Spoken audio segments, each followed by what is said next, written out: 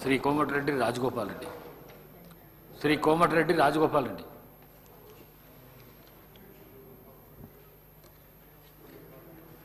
అధ్యక్ష, ధన్యవాదాలు అధ్యక్ష, మాట్లాడే అవకాశం ఇచ్చినందుకు.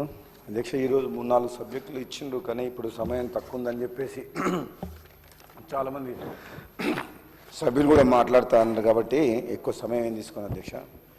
అధ్యక్ష, ముఖ్యంగా ఈరోజు ఉన్న సబ్జెక్ట్స్లో ఈ స్కూల్ ఎడ్యుకేషన్ గురించి అధ్యక్ష.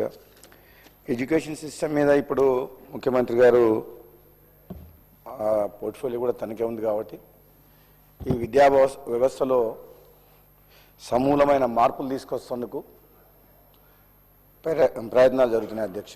అందులో భాగంగానే ఈ మధ్యనే ఫస్ట్ క్లాస్ నుంచి 12th క్లాస్ వరకు ఒకే ప్రాంగణంలో, గతంలో primary, upper primary, high school అని 3 రకాలుగా మన విద్యావ్యవస్థలో గ్రామాల్లో మనం చిన్నప్పటి నుంచి చూస్తున్నాం అధ్యక్ష. అవన్నీ ఒకే చోట తీసుకొచ్చి తెలంగాణ పబ్లిక్ స్కూల్స్ అని ప్రతి నియోజకవర్గానికి ఒకటి అని అంటున్నారు అధ్యక్ష. అది విన్నా, నేను పేపర్లో చదివినా. కానీ నాకు తెలిసినంత వరకు నియోజకవర్గానికి కాకుండా అటువంటి తెలంగాణ పబ్లిక్ స్కూల్ని ప్రతి మండల కేంద్రంలో ఒకటి ఏర్పాటు చేస్తే మొత్తం తెలంగాణ వ్యాప్తంగా ఈరోజు మెజారిటీ గవర్నమెంట్ స్కూళ్ళల్లో కంటే ఎక్కువ ప్రైవేట్ స్కూళ్ళలోనే విద్యార్థులు చదువుకుంటారు అధ్యక్ష. అందుకు సంబంధించిన కొన్ని నెంబర్స్ కూడా నా దగ్గర ఉన్నాయి అధ్యక్ష. ఓవరాల్గా ఈరోజు మన స్టేట్లో 68,72,450 మంది స్కూల్ స్టూడెంట్స్ ఉంటే 39,792 ప్రభుత్వ ప్రైవేట్ పాఠశాలలో చదువుతున్నారు అధ్యక్ష. అందులో 24,222 స్కూళ్ళల్లో 16,80,623 మంది స్టూడెంట్స్ గవర్నమెంట్ స్కూల్లో చదువుతున్నారు అధ్యక్ష. అందులో సగం కంటే తక్కువ 11,832 ప్రైవేట్ స్కూళ్ళల్లో 43,58,360 మంది స్టూడెంట్స్ అవుతున్నారు అధ్యక్ష. అంటే ఈ రాను ఏమవుతుందంటే గత కొంతకాలంగా అధ్యక్ష గవర్నమెంట్ స్కూల్కి పోతందుకు ఎవరు కూడా ఇంట్రెస్ట్ చూపిస్తలేదు. దానికి అనేక కారణాలు ఉన్నాయి అధ్యక్ష. సరి అయిన మౌలిక వసతులు లేకపోవడం, స్టాఫ్ కానీ, ఫర్నిచర్ కానీ, ఎన్నో రకాల మినిమం ఫెసిలిటీస్ కూడా గవర్నమెంట్ స్కూళ్ళల్లో లేవు అధ్యక్ష. మరి ఎక్కడ ఏం జరుగుతుందో పొరపాటు. మరి గత ప్రభుత్వాలు ఎన్నో ప్రభుత్వాలు వచ్చిపోయినాయి. విద్య అనేది ఎంత ఇంపార్టెంట్ సబ్జెక్టు. నెంబర్ 1 విద్య, వైద్యం అనేది సమాజానికి మనకు 2 కళ్ళ లాంటివి. అటువంటి విద్యని మరి 80 సంవత్సరాల స్వాతంత్రం వచ్చిన తర్వాత కూడా ఈ రోజు కూడా అధ్యక్ష నా నియోజకవర్గంలో, మునుగోడు నియోజకవర్గంలో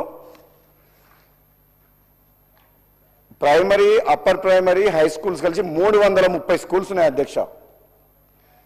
మొత్తం స్టూడెంట్స్ 9,750 మంది స్టూడెంట్స్ ఉన్నారు అధ్యక్ష.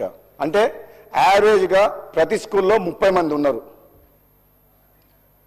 చాలా బాధాకరం అధ్యక్ష. ఇప్పుడు కూడా మన తెలంగాణ వచ్చిన తర్వాత కూడా మిగులు బడ్జెట్ తోటి హైదరాబాద్ రాజధానిగా వచ్చిన తెలంగాణలో ధనిక రాష్ట్రం అనుకుని మనం చెప్పుకునే మనము ఈ తెలంగాణ వచ్చిన తర్వాత అన్ని రంగాల్లో పేదలకు న్యాయం జరుగుతుంది, ముఖ్యంగా విద్య, వైద్యం విషయంలో పేదలందరికీ న్యాయం జరుగుతుందని చెప్పి భావిస్తున్న తరుణంలో గత ప్రభుత్వ 10 ఏళ్ల కాలంలో నిజంగా ఈ 2 విషయాల్ని గాలికి వదిలేసారు అధ్యక్ష. అందులో ముఖ్యంగా చెప్పాలంటే అధ్యక్ష, ఈరోజు మన పల్లెల్లో, మన స్కూళ్ళల్లో, ఇప్పుడు కూడా మనం చిన్నప్పుడు చదువుకున్న స్కూళ్ళల్లో క్లాస్ రూమ్స్ కానీ, ఫర్నిచర్ కానీ, కాంపౌండ్ వాల్ కానీ, ప్లే గ్రౌండ్ కానీ, బాలికలకు టాయిలెట్స్ కూడా లేవు అధ్యక్ష. ఒక్కొక్క టీచర్ ఉన్న స్కూల్స్ సింగిల్ టీచర్ విధానం ఉంది అధ్యక్ష. ఒకటే టీచర్ ఉంటాడు, ఫస్ట్ క్లాస్ నుంచి 5th క్లాస్ కాదు. నాకు ఇంతవరకు అర్థం కాలే. అక్కడ 100 మంది స్టూడెంట్స్ ఉంటారు, ఒకటే టీచర్ అధ్యక్ష. ఒకటే టీచరు ఆ స్కూల్ మొత్తం రన్ చేస్తారు అధ్యక్ష. నేను ప్రభుత్వానికి మీ ద్వారా ముఖ్యమంత్రి గారికి నా విజ్ఞప్తి ఏంటంటే అధ్యక్ష, ఈ సింగిల్ టీచర్ ఉన్న ప్రైమరీ స్కూల్స్ని ప్రీ స్కూల్స్గా కన్వర్ట్ చేయాలి అధ్యక్ష.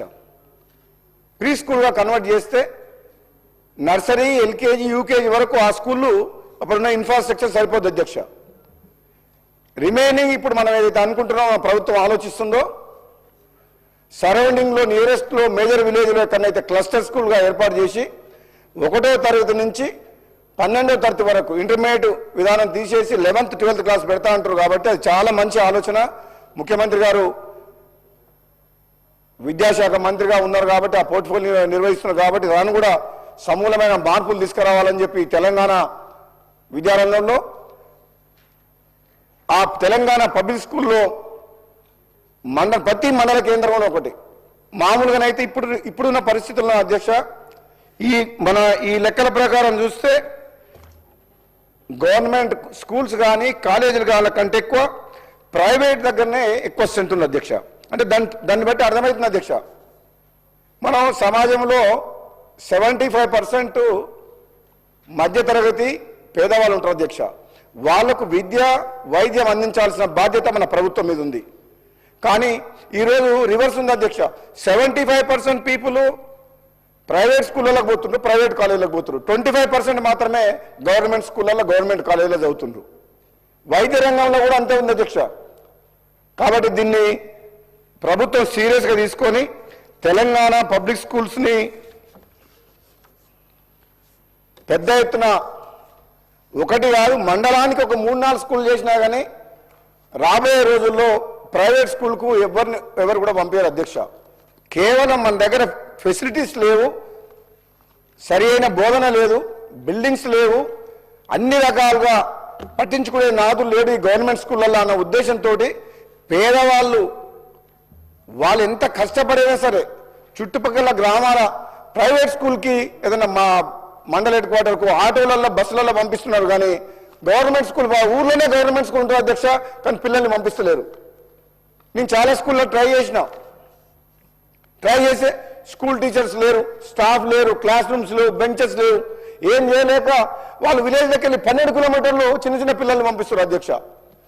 నేను మా మున్గోడు నియోజకవర్గం చూస్తే గవర్నమెంట్ స్కూల్లో 200-300 మంది హై స్కూల్లో ఉంటే అదే ప్రైవేట్ స్కూల్ ఉంటే 2000 మంది స్టూడెంట్స్ ఉంది అధ్యక్ష. అంటే దాని అర్థమైంది, గవర్నమెంట్ స్కూళ్ళల్లో సరైన వసతులు లేవు, ఉన్నామా తిన్నామా తెల్లారిందా అన్నట్టే ఆ విధంగా నడుస్తుంది తప్పితే సీరియస్గా ఎడ్యుకేషన్ మీద గవర్నమెంట్ ఫోకస్ చేయాలి అధ్యక్ష. ఇప్పుడున్న పరిస్థితుల్లో ముఖ్యంగా మనం అన్ని సంక్షేమ పథకాలు పెడుతున్నాం, ఎన్నో రకాలుగా మనం పేదలకు అండగా ఉండాలనుకుంటాం. కానీ వాళ్ళకి విద్య విషయంలో మనం మొదటి నుంచే వాళ్ళ ఫౌండేషన్ స్ట్రాంగ్ చేస్తే, వాళ్ళ కాలం మీద వాళ్ళు నిలబడితే ఎక్కడైనా వాళ్ళు చదువుకొని ప్రపంచవ్యాప్తంగా ఉద్యోగాలు, వ్యాపారాలు ఏదో ఒకటి చేసుకొని బతారు అధ్యక్ష. ఒక వీక్ ఫౌండేషన్ ఉంటుంది. మనం మంచి ఎడ్యుకేషన్ ఇవ్వకపోతే, క్వాలిటీ ఎడ్యుకేషన్ ఇవ్వకపోతే చిన్నప్పటి నుంచి వాళ్ళకు స్పోర్ట్స్లో కూడా, గేమ్స్లో కూడా ఒక ఫిజికల్ ఫిట్నెస్ కూడా ఇంపార్టెంట్. కాబట్టి వాటి మీద మనం ఫోకస్ చేయాలి అధ్యక్ష.